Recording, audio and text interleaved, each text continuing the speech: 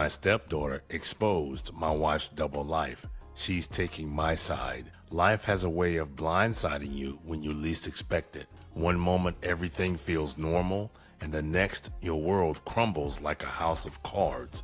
That's exactly what happened to me last month. I married my wife 5 years ago after meeting her through my cousin's bowling league. I went to fill in for a teammate who broke his arm, and she was a scorekeeper that night. We talked between frames, and something just clicked. We dated for a year before tying the knot. My wife brought her daughter into our marriage, a quiet, thoughtful 14-year-old who kept to herself mostly. We got along well enough, though there was always that slight distance that comes with being a step-parent. I tried my best to respect her space while still being supportive. Things seemed good between us all.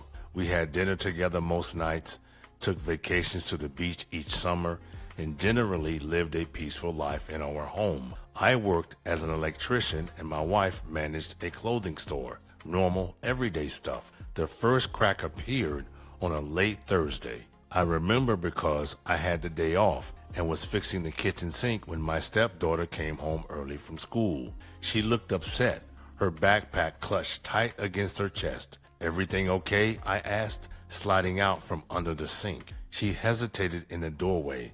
"I need to show you something." My stepdaughter pulled out her phone and showed me a photo. It was my wife sitting at a cafe downtown, holding hands with some strange man. They were not just talking. The body language was unmistakable. "I went to meet my friend at the new coffee place," my stepdaughter explained. "Mom didn't see me. I didn't know what to do." My stomach dropped. "Maybe it's not what it looks like," I said, more to myself than to her. When confronted that evening, my wife laughed it off. "That's Gary from the distributor company. We were discussing a new clothing line for the store. You're being ridiculous."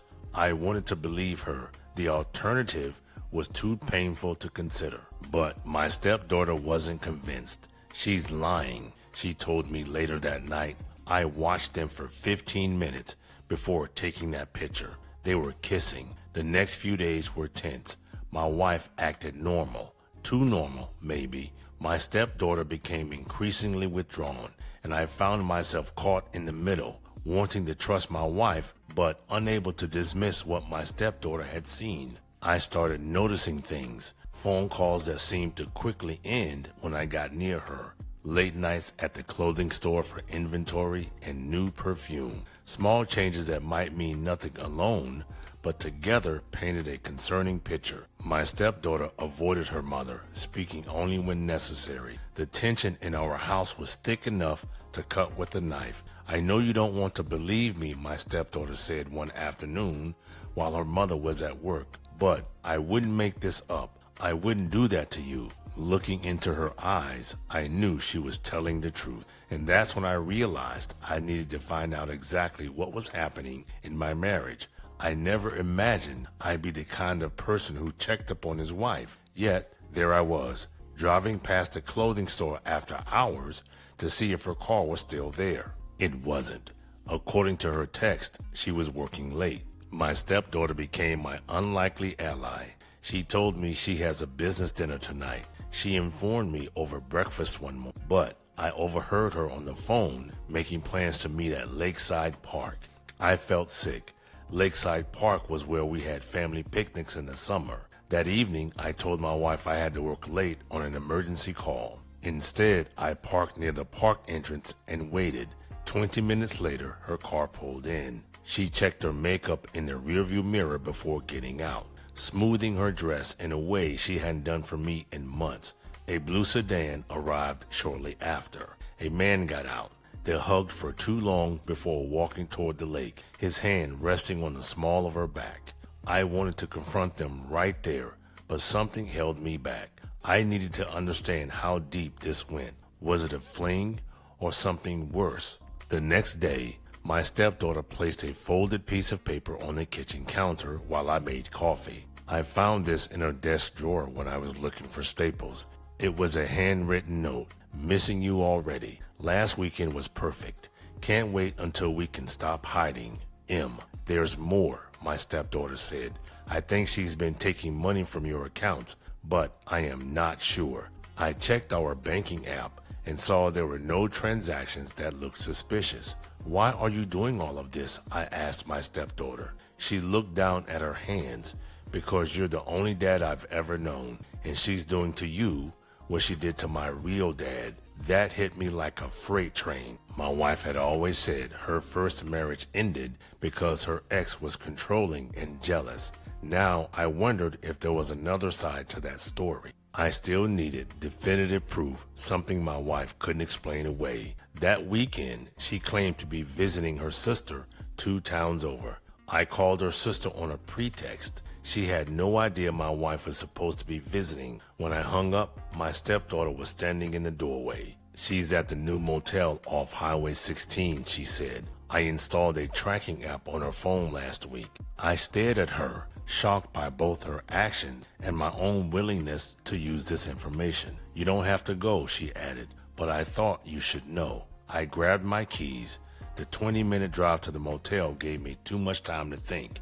Too much time to imagine what I might find. By the time I pulled into the parking lot, my hands were shaking on the steering wheel. The new motel looked exactly like what it was, fancy and expensive. I walked into the motel asking the clerk for my wife's name, but in the back of my mind, I knew he probably wouldn't give it to me. I'm looking for my wife, I said. She might be checked in here. He raised an eyebrow. Sir, I can't give you that information. Then I tried something. I had a picture of my wife on my phone and $100 as an incentive. Then I gave my wife's name, and he shook his head. Nobody by that name.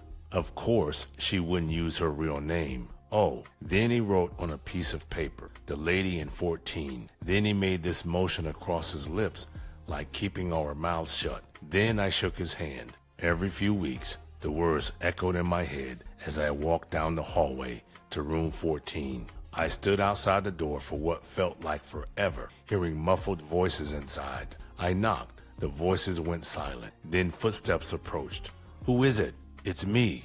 A long pause. The door opened just enough for her face to appear. She was wearing a bathrobe, her hair disheveled. What are you doing here? The shock in her eyes quickly hardened into anger. I think that's my question, I replied. Can I come in, or would this be a bad time? She tried to block the doorway. This isn't what you think. Then what is it? A man's voice called from inside. Everything okay? I pushed the door open wider. The man from the park sat on the edge of the bed, hastily buttoning his shirt. Motel champagne glasses sat on the nightstand. That's when I walked out. The drive home was a blur. My stepdaughter was waiting in the living room when I returned, her face asking the question she couldn't voice. You were right, I told her. She nodded, a sad kind of vindication in her eyes. What happens now? My wife came home the next morning to find us loading suitcases into my car. She begged for a chance to explain, to make things right. I agreed to talk, but not in front of my stepdaughter, who refused to even look at her mother. I'll wait in the car, my stepdaughter said, headphones already in place. Once alone, my wife launched into explanation. She felt neglected. She was going through something. It didn't mean anything. All the classic excuses that sounded hollow against 11 months of deception. I want a divorce, I said when she finally ran out of words. You don't mean that, she replied. We can get counseling. This isn't a heat-of-the-moment decision. You've been living a double life. You've been lying to me and your daughter. She had no right to spy on me, my wife snapped, showing the first flash of her real feelings. She's my daughter. She should be on my side. She's a kid who watched her mother destroy her family twice. My wife crumpled into a chair. Where will you go? My brother's place for now. Your daughter wants to come with me. You can't take her from me. I'm her mother. I'm not taking her. She's 15. Not 5. She's making her own choice. The weeks that followed were a chaotic mess of lawyers, paperwork, and dividing our lives into separate piles. My wife shifted between tearful pleas and cold anger. She couldn't understand why one mistake should erase 5 years together. It wasn't one mistake, I reminded her. It was hundreds of lies. My stepdaughter chose to stay with me during the separation. The court would ultimately decide custody arrangements, But for now, she wanted distance from her mother. I rented a small apartment and we established a new routine.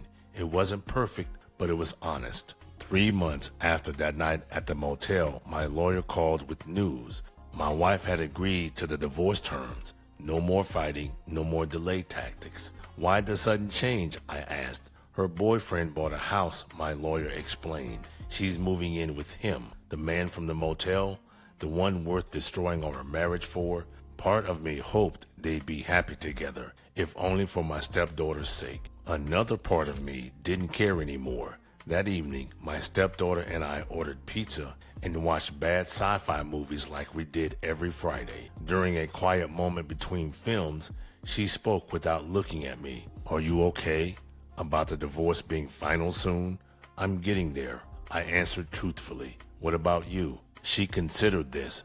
I feel bad for telling you. Sometimes, but also not really. You didn't break up our family, I assured her. You just refused to live with lies. She nodded, reaching for another slice of pizza. So, what happens after the divorce? Well, legally you split time between both homes, but you're welcome at my place whenever you want, for as long as you want. Good, she said, because you make better pizza choices than Mom. We laughed, and for the first time in months, it felt like real laughter. Not the full-throated kind from before everything fell apart, but something genuine, something that we both suggested might be okay eventually. The divorce will be final in 28 days.